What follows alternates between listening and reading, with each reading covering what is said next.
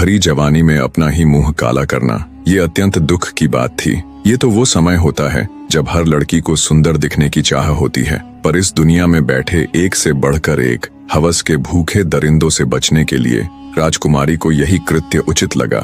और इसके सिवा वो बेचारी सोचती भी तो क्या। उसका इस दुनिया से मन तो तभी उठ गया जब वो अपने खुद के घर में खुद के बाप से ही नहीं बच पाई, तो अब तो फिर भी वो घर से बाहर ऐसी खुली दुनिया में थी जहाँ ऐसे ऐसे भेड़िए रहते हैं जो हमेशा किसी को भी नोच कर खा जाने की फिराक में रहते हैं। इसी सोच के साथ अत्यंत भारी हृदय से वो अपने पूरे शरीर पर कालिक पोत लेती है। राजकुमारी तारा ने पूरे शरीर पर इस तरह से कालिक पोत ली कि कोई उसे देखकर ये नहीं बता सकता था कि ये उसका असली रूप है या फिर कालिक पुता हुआ।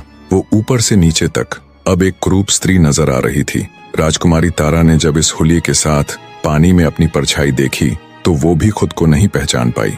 अब जब राजकुमारी को पूरी तरह ये यकीन हो गया कि उसे कोई नहीं पहचान पाएगा, अब उसे किसी से कोई खतरा नहीं है, तो वो अपनी ससुराल जाने का निश्चय करती है।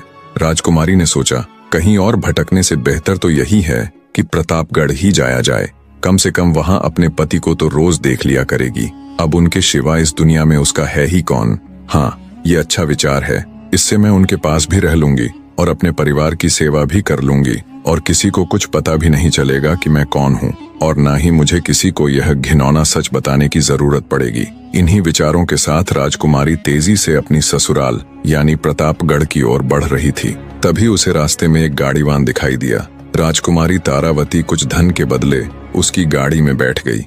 शाम होते होते राजकुमारी तारावती प्रतापगढ़ पहुंच जाती है। जब वो महल के मुख्य द्वार पर जाती है तो पहरेदार उसे रोक लेते हैं। काली कलूटी बदसूरत स्त्री को देख बोहें चढ़ाते हुए पहरेदार बोले, कौन हो तुम और अंदर कहाँ चली जा रही हो?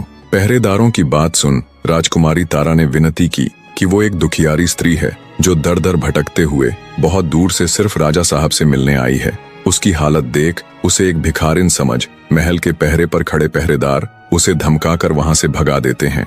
राजकुमारी तारा का दिल दहाड़े मार मार कर रो रहा था। कितनी ही मुश्किल से, कितनी ही उम्मीदों के साथ वो यहाँ आई थी।